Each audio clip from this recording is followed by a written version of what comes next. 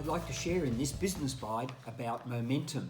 Momentum is really important if you're going to grow your business, your career, your relationship, and it comes with a whole lot of different thoughts that people often don't think about. I had a business person come to me not long ago and say, I'm really happy where I am, I don't want to grow, I want to stay where I am, because I was challenging him to think about where he wants to be in 3 years' time.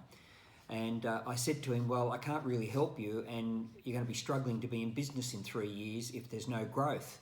You only need to lose one client or even more, and you need to have momentum to be able to replace those clients. Just cost increases over that period of time will make your business struggle, so you need to be replacing that business. I often share the story about through Old Testament times when God wanted his people to listen, learn and grow. They wanted to settle down wherever they moved to next. They wanted to settle down, but when they did, they became unhappy, disillusioned, and started to do things they shouldn't do.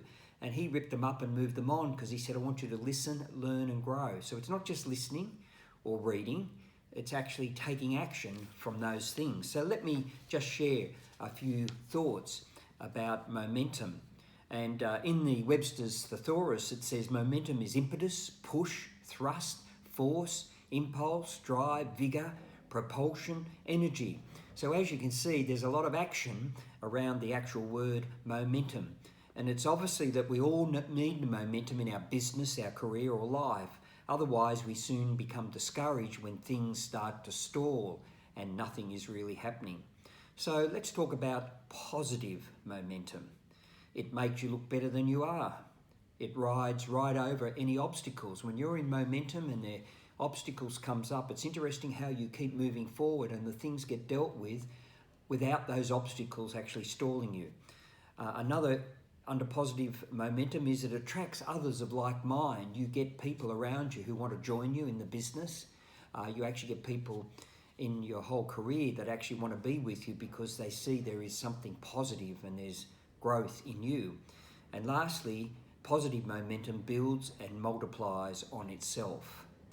When the fire destroyed the whole roasting warehouse and offices for Gloria Jean's headquarters in 2002, the business had built up enough momentum to carry it through. Yes, there had a lot of things needed to be done very quickly when you have a fire, but despite the hard work and difficulties, everyone rallied together and there was real drive and enthusiasm to see the business rebuilt.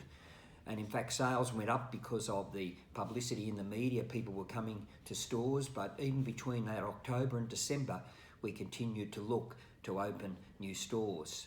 So building and sustaining momentum requires about 6 things. Let me just share those with you. Number one, to build and sustain momentum, number one needs consistency. Keep doing what is working and don't give up. The 10% inspiration and 90% perspiration factor definitely applies here. Number 2, wisdom. Look for wise counsel. Don't go to the naysayers or those that are negative. Identify people who've been where you want to go. Identify people that aspire to do what you want to do. People can bring real help and encouragement. You can't necessarily do this on your own. The book of Proverbs chapter 24 says, by wisdom a house is built and through understanding it is established. And that's good counsel. Number 3, good relationships. Build positive relationships. I've already just mentioned that. Keep your spirit free from bitterness. It only holds you back in the past and you need to be moving forward. Be a builder, not a knocker.